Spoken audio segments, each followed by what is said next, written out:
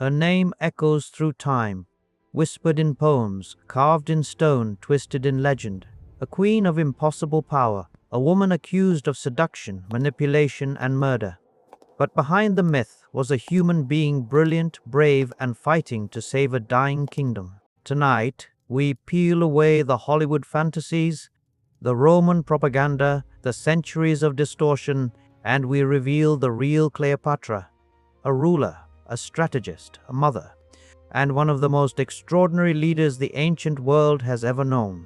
Prepare to step into a world of empire, ambition, betrayal, and war as we uncover the truth about the last queen of Egypt. To understand Cleopatra, you must first understand the world she inherited. The year is around 69 BC. Egypt is still rich, overflowing with grain, gold, and ancient glory, but beneath the surface, it is breaking apart. The ruling family, the Ptolemies, were not Egyptian.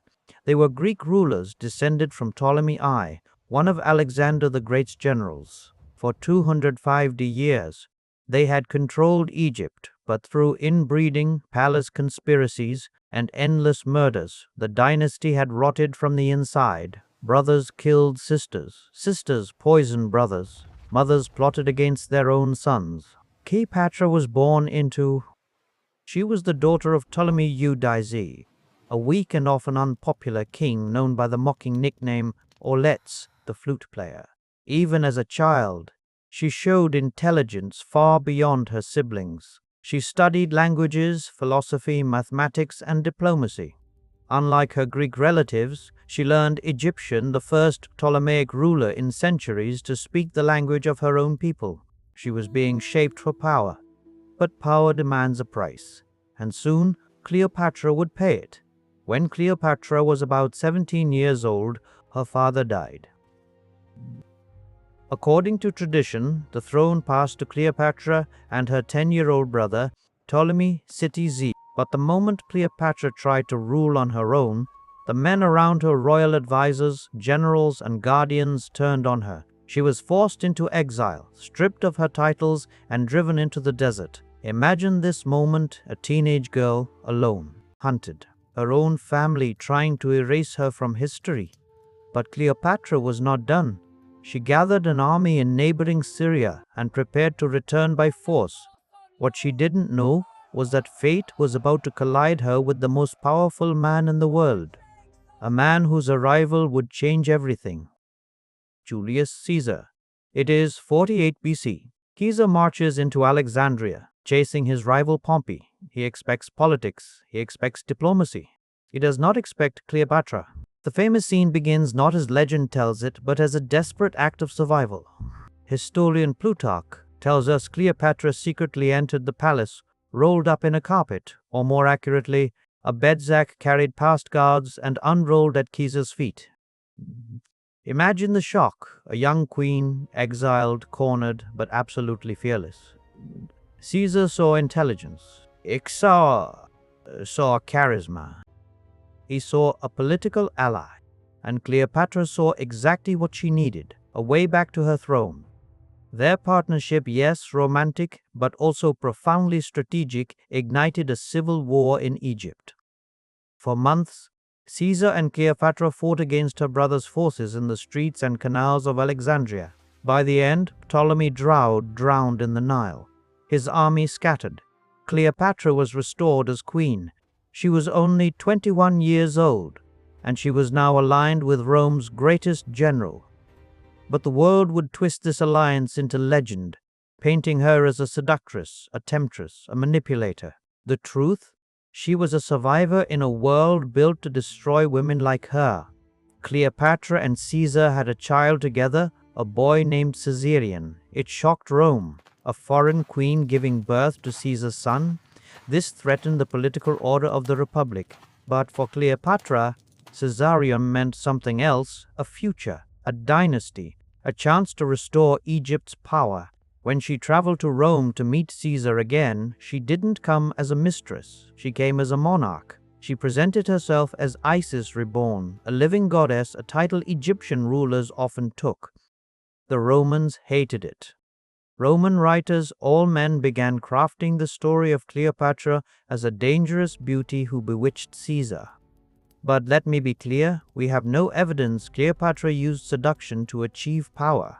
We do have evidence she used economic strategy, political alliances, cultural intelligence, military support, and diplomacy. Cleopatra wasn't a temptress. She was a tactician.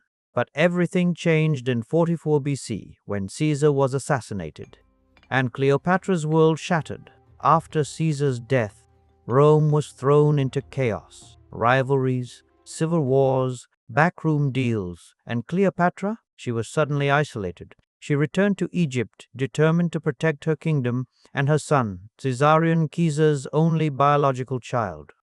Rome split into two major factions: Octavian, Caesar's adopted heir; Mark Antony, Caesar's loyal general. Both men wanted control of Caesar's legacy, and both men wanted Egypt's wealth. Cleopatra knew she had to choose carefully, and fate brought her to the next chapter of her life. A chapter drenched in scale, drama, and tragedy. In 41 BC, Cleopatra sailed to meet Mark Antony, and she did not arrive quietly. Picture this: a golden barge gliding across the river, perfume drifting through the air, purple sails the royal color, musicians playing, attendants dressed as gods. This was not seduction, this was politics. Cleopatra was showing power, wealth, confidence. She was saying, "I am not a queen you can control. I am a queen you must respect." Antony was impressed, but more importantly, he needed her. He needed Egypt's money and ships for his war. Cleopatra agreed, but only in return for political favors. This was an alliance, not a romance. But alliances can become something more. Together, they formed a partnership that terrified Rome. They had 3 children, they shared ambition, they dreamed of restoring Egypt's greatness, and Octavian, Caesar's heir, saw them both as a threat. Octavian launched a propaganda campaign that changed Cleopatra's reputation forever. Antony was a seasoned general who made his own decisions, but Roman audiences believed Octavian. Cleopatra wasn't just an enemy, she was an outsider, a woman with power, something Rome despised. The world marched toward war. The decisive battle came at Actium in 31 BC, a massive naval confrontation. Cleopatra and Antony fought bravely, but they were outmaneuvered. Their fleets broke. Their armies scattered. They retreated to Egypt. They knew the end was coming. In 30 BC, Octavian marched into Alexandria. Cleopatra and Antony saw their dream collapse. Antony, believing Cleopatra dead, fell on his sword. He died in her arms. Cleopatra was captured, but she was not broken. Octavian wanted her alive to parade through Rome as a prisoner, a trophy of his victory. But Cleopatra refused to be humiliated. She visited her mausoleum. She prepared herself in royal garments, and she made her final choice. Legend says she used an asp, a venomous snake, though historians debate this. What matters is the truth beneath the myth. Cleopatra died on her own terms, a queen to the last breath. She was 39 years old. Her son, Caesarion, was executed shortly after. Egypt became a province of Rome. The last pharaoh was gone, and the legend began. Everything you think you know about Cleopatra comes through the eyes of Roman men who hated her. Writers like Octavian's supporters, Latin poets seeking favor, historians with political agendas to them. Cleopatra was not a ruler. She was the villain in Octavian's story. They called her manipulative, immoral, untrustworthy, a destroyer of men. They painted her as a woman who used sex to gain power because they could not accept that she used intelligence. But archaeology tells a different story. Coins show Cleopatra with sharp features, intelligent eyes, not seductive softness.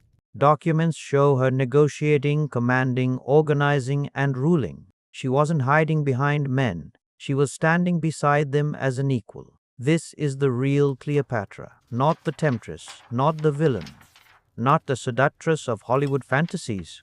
A leader, a strategist, a queen fighting to save her kingdom from the greatest empire the world had ever known.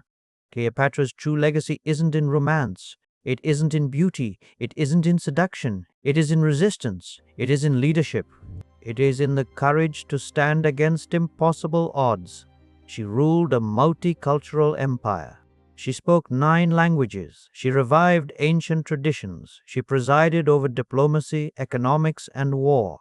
And she made choices no woman in her world was expected to make. Cleopatra became a legend because Rome needed a villain. But today we uncover the truth. She was not Rome's monster. She was Egypt's last hope. And she nearly succeeded. Voiceover slow, powerful, in the shadows of the pyramids, in the gold of lost temples, in the ruins of Alexandria, her story still whispers. Cleopatra was a queen who refused to be erased, a woman who fought the world and wrote her own ending. Her life was not a tragedy, it was a testament to intelligence, a testament to leadership, a testament to the power of a woman who would not bow.